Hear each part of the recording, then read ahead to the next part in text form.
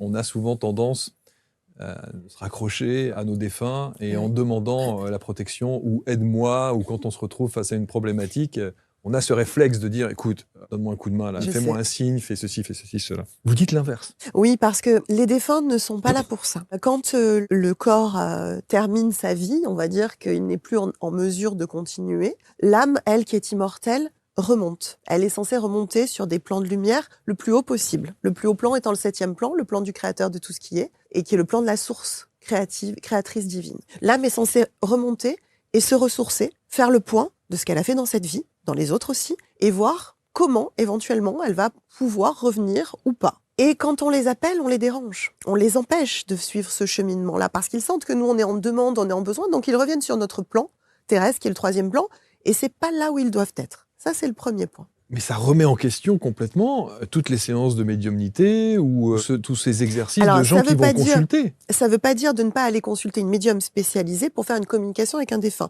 Ça, c'est différent, parce qu'elle va prendre un canal qui est spécifique pour lui parler. C'est autre chose. Ça remet pas en question ça. Pas du tout. Là, je me suis ça dit, remet en question le fait de tous les jours appeler son défunt pour lui dire « je suis fatigué, j'en ai marre, tu peux m'aider, etc. Protège-moi, mes enfants ». Ça, c'est pas son rôle. D'accord. Après, il peut faire une communication, mais c'est mieux. Il faut pas faire ça seul. C'est pas bien de faire ça seul. On s'expose à des pollutions qui peuvent être graves.